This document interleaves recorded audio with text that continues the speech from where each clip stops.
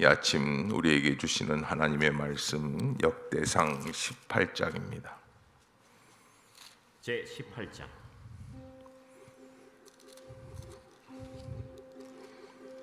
그 후에 다윗이 블레셋 사람들을 쳐서 항복을 받고 블레셋 사람들의 손에서 가드와 그 동네를 빼앗고 또 모압을 치매 모압 사람이 다윗의 종이 되어 조공을 바치니라.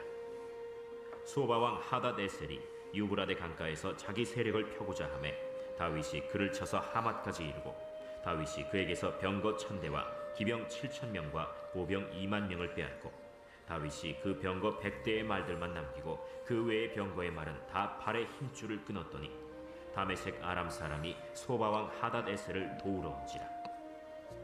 다윗이 아람 사람 22000명을 죽이고 다윗이 다메섹 아람의 수비대를 두매 아람 사람이 다윗의 종이 되어 조공을 바치니라. 다윗이 어디로 가든지 여호와께서 이기게 하시니라. 다윗이 하닷에셀의 신하들이 가진 금방패를 빼앗아 예루살렘으로 가져오고 또 하닷에셀의 성읍 디브핫과 군에서 심히 많은 놋을 빼앗았더니 솔로몬이 그것으로 놋대야와 기둥과 놋그릇들을 만들었더라.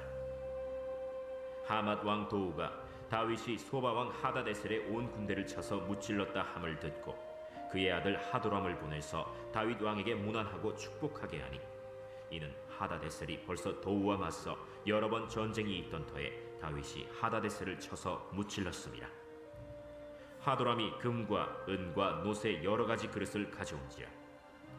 다윗 왕이 그것도 여호와께 드리되 에돔과 모압과 암몬 자손과 블레셋 사람들과 아말렉 등 모든 이방 민족에게서 빼앗아온 은금과 함께 하여 드리니라. 스루야의 아들 아비새가 소금 골짜기에서 에돔 사람 18,000명을 쳐 죽인지라. 다윗이 에돔의 수비대를 두매 에돔 사람이 다 다윗의 종이 되니라. 다윗이 어디로 가든지 여호와께서 이기게 하셨더라. 다윗이 온 이스라엘을 다스려 모든 백성에게 정의와 공의를 행할세 스루야의 아들 요압은 군대 사령관이 되고 아힐루스의 아들 여호사밧은 행정장관이 되고 아휴두베 아들 사독과 아비아달의 아들 아비멜렉은 제사장이 되고 사워사는 서기관이 되고 여호야다의 아들 브나야는 그렛 사람과 블렛 사람을 다스리고 다윗의 아들들은 왕을 모시는 사람들의 우두머리가 되니라. 아멘. 자, 이제 18장에서 중심 단어를 말한다면 아마 한 두세 번에 걸쳐서 나오게 되죠. 하나님께서 다윗을 어디로 가든지 어떻게 하셨더라?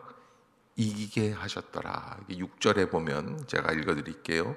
다윗이 다메섹에 아람의 수비대를 두매 아람 사람이 다윗의 종이 되어 조공을 바치니라. 다윗이 어디로 가든지 여호와께서 이기게 하시니라. 아멘.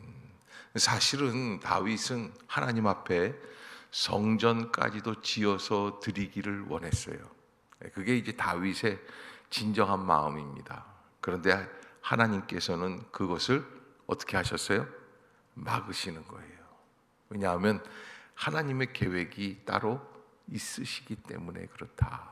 그래서 우리가 아무리 헌신하고 싶어도 하나님이 멈추게 하실 때는 헌신할 수 없습니다. 마치 요즘 코로나 시대 때 우리가 멈출 수밖에 없는 일들이 있지 않습니까? 그렇듯이 다윗의 마음은 참 답답할 것입니다. 그러나 어제도 말씀드렸지만 은혜는 뭐라고 그랬습니까? 최선의 긍정이라고 그랬어요.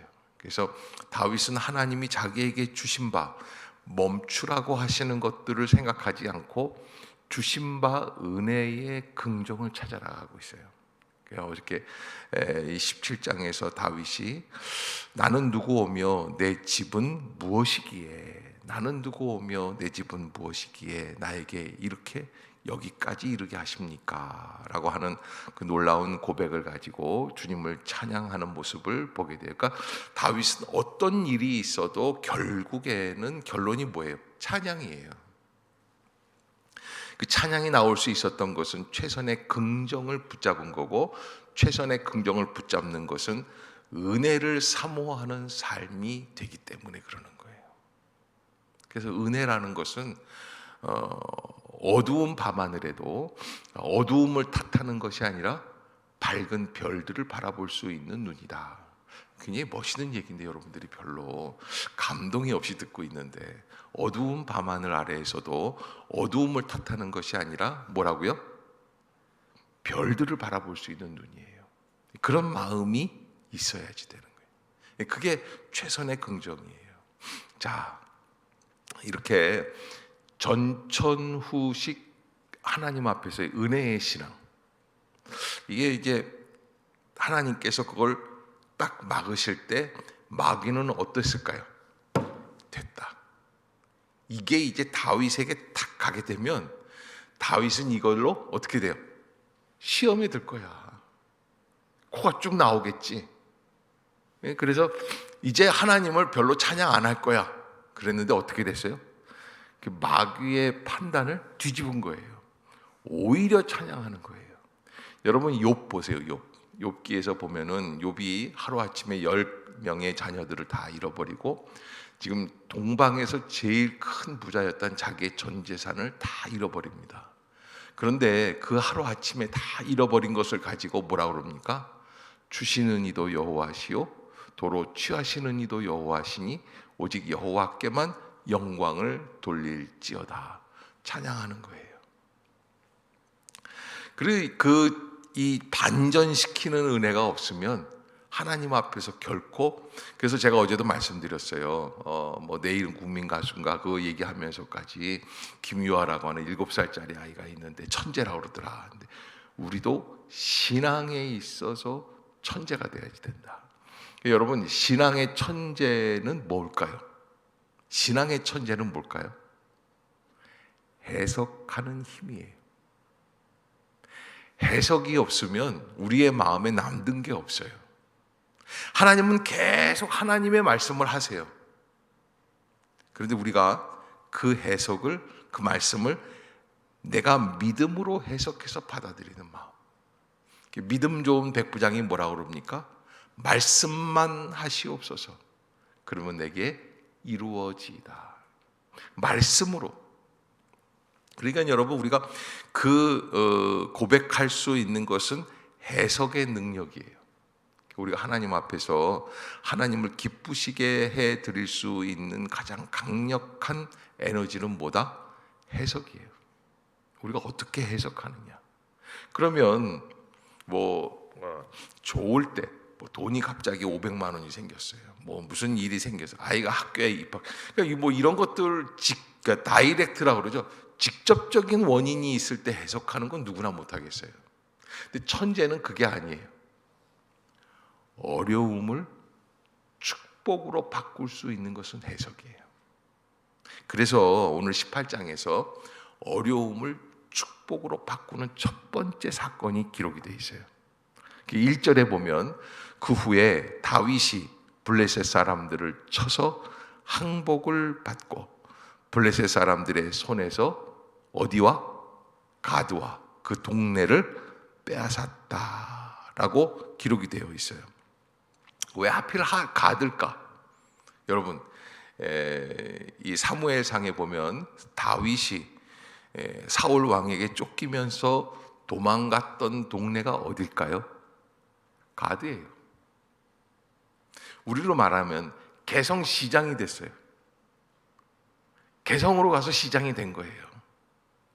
그 개성에서 시장이 된 거예요. 그러니까 우리 남한에서는 그 사람을 뭐라 그러겠어요? 비판하는 거예요. 저 봐라, 저 가드 왕한테 가가지고서는 저 굽실거리면서 겨우 얻은 게 가드 왕에서 시글락이라고 하는 성 하나 얻은 거예요. 그래서 거기서 빌붙어서 사는 거예요. 왕이 될 사람인데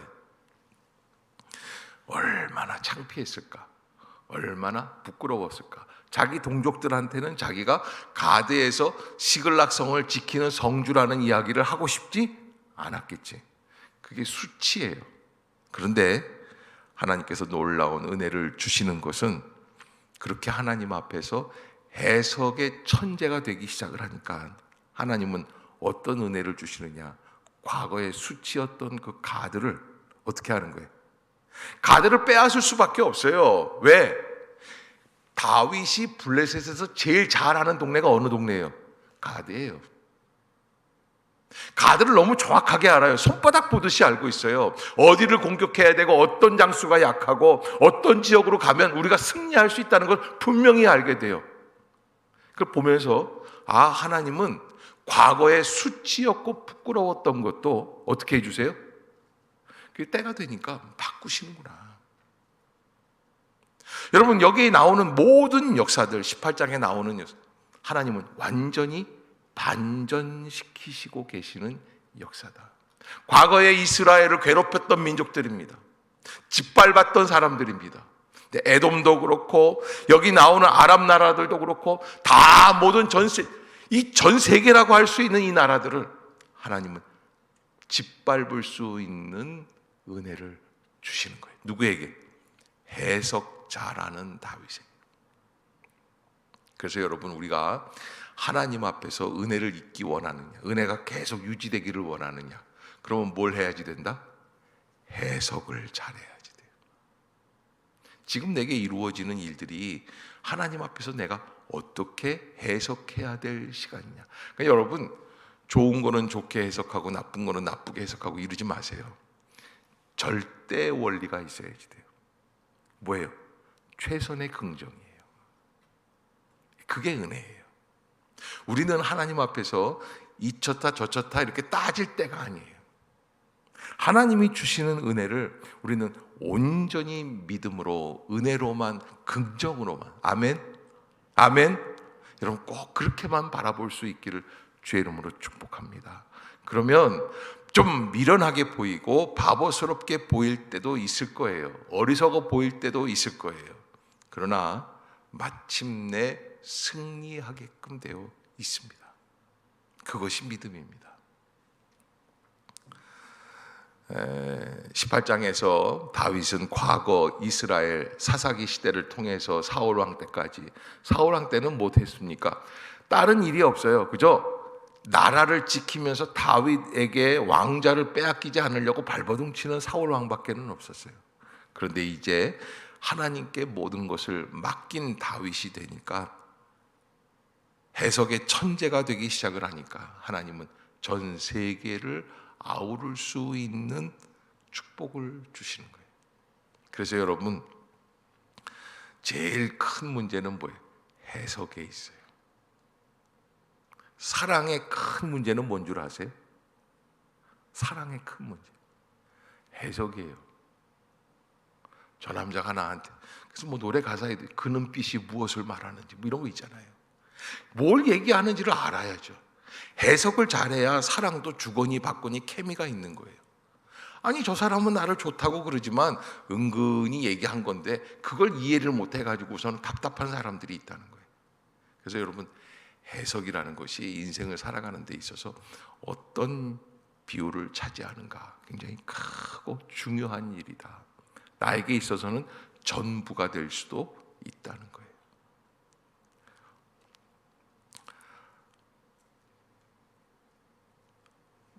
무학교에 있을 때인데 건축업을 하시는 집사님이신데,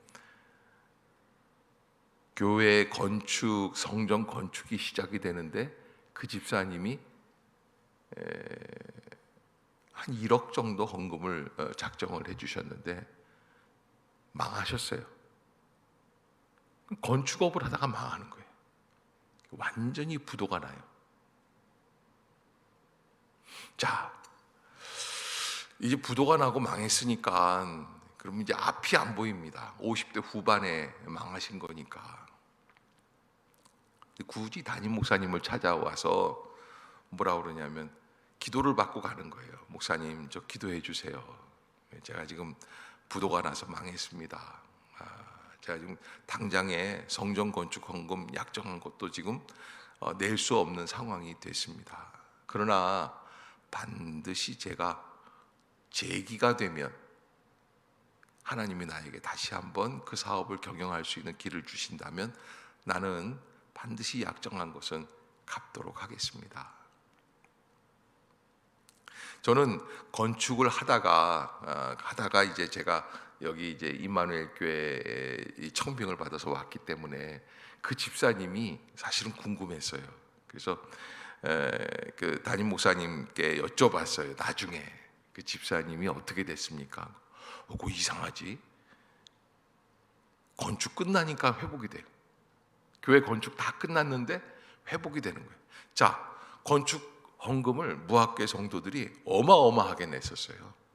한 250억 정도 되는데 뭐 한 300억 가까이 예상을 해가지고요. 어마어마하게 헌금들을 냈었어요. 그러니까 헌금을 더 할 필요가 없는 상황이 됐어요.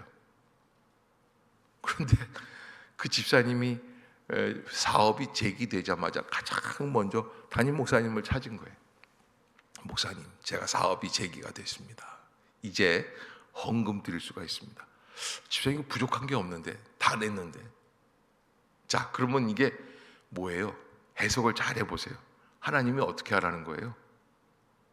안 해도 된다는 해석이지. 그렇잖아요. 다 됐는데 뭐. 아니요. 그 집사님이 참 대단하신 게, 목사님 가만히 생각해 보십시오. 그래도 필요한 게 있을 겁니다. 생각해 보니까는 버스가 좀 낡았더래요. 맞아. 제가 이번에 그 버스를 감당하겠습니다. 헌금은 1억을 작정했는데 버스는 1억 5천이었어요. 그때 당시에. 네. 그 1억 5천 자기가 감당을 해서 15년 전인데. 그래서 헌금해버린 거예요. 여러분, 이게 가만 보면은 해석이 어디에 있느냐. 이 집사님이 그렇게까지 하려고 하는 분은 무슨 의미가 있냐면, 이분은요, 드리는 거를 아주 거기에 최선을 다하는 거예요.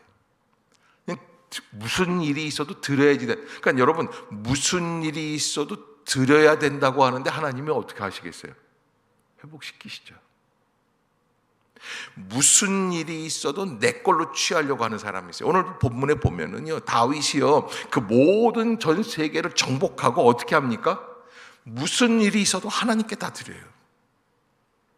11절에도 보면 다윗 왕이 그것도 여호와께 드리되, 저는요 여기 그것도라는 게 참 대단하다고 생각해요. 왜? 이미 드렸거든요. 이미 하나님께 드렸어요. 그래도 불구하고 다음 것도 하나님께 드리는 거예요. 그것도 여호와께 드리되, 에돔과 모압과 암몬 자손과 블레셋 사람들과 아말렉 등 모든 이방 민족에게서 빼앗아 온 은금과 함께하여 드리니라. 해석이 탁월한 사람은 어떻게 하든지 하나님을 높이고 하나님께 드리고 하나님께 헌신하고 사랑하고 나누는 일에 최선을 다해요. 그게 해석으로 나갈 수 있게 돼 있어요. 그런데 그렇지 못할 때는 그 길이 막힐 수밖에 없다. 왜? 인간의 상식적으로는 우리가 큰 부자가 되기가 어려운 거예요. 우리의 인생 어떻게 살아가는 인생인가? 다윗은 갑자기 어떻게 전 세계 최고의 왕이 될 수 있었을까? 하나님 앞에서 해석의 능력, 최선의 긍정, 하나님을 붙드는 겁니다. 하나님께 드리기를 원하는 겁니다. 그게 해석에 있습니다. 여러분들은 지금 또 오늘 겪어나가야 할 삶을 어떻게 해석하고 계십니까? 여러분들이 꼭 잊지 마시고 믿음으로 해석할 수 있는 그런 주의 백성들이 되시기를 주의 이름으로 축복합니다. 기도하겠습니다. 사랑의 하나님, 은혜를 참 감사합니다. 스쳐 지나가는 시간들 속에서도 하나님의 은혜를 깨닫게 하여 주시고, 이 추운 겨울이 다가오는 이 아침 다시 새벽을 깨우러 나올 수 있게 하여 주시는 귀한 성도들을 허락해 주심을 감사합니다. 우리가 다윗의 긍정의 신앙, 은혜의 신앙, 해석할 줄 아는 믿음을 본받기 원합니다. 주여 역사해 주시옵소서. 그리하여 우리 안에 하나님 세계 최고의 부요함이 있게 하여 주시고, 은혜가 있게 하여 주시고, 감사가 있게 하여 주시옵소서. 가만히 잠식되어져 가는 세상의 걱정과 염려에 잠겨가고 있는 신앙인 없게 하여 주옵소서. 다시 일어설 수 있는 길을 열어 주시옵소서. 무너진 자리에서 다시 회복되게 하여 주시옵소서. 성령의 은혜가 우리 안에 가득하게 해 주실 줄로 믿습니다.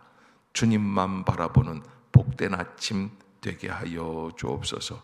특별히 사랑하는 자녀들의 앞길을 열어주시고 또 기도하는 제목들 가운데 함께 하여 주시며 또 질병 중에 고통 중에 있는 성도들 찾아가 주시고 위로하여 주시고 오늘 아침에도 수술 받으려고 하는 김집사님 가정 주님이 함께 하여 주시어서 회복되는 역사가 있게 하여 주시옵소서.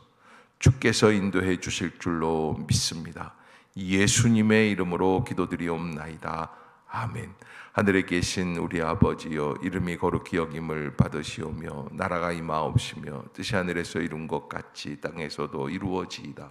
오늘날 우리에게 일용할 양식을 주옵시고 우리가 우리에게 죄 지은 자를 사하여 준 것 같이 우리의 죄를 사하여 주옵시고 우리를 시험에 들게 하지 마옵시고 다만 악에서 구하옵소서. 대개 나라와 권세와 영광이 아버지께 영원히 있사옵나이다. 아멘.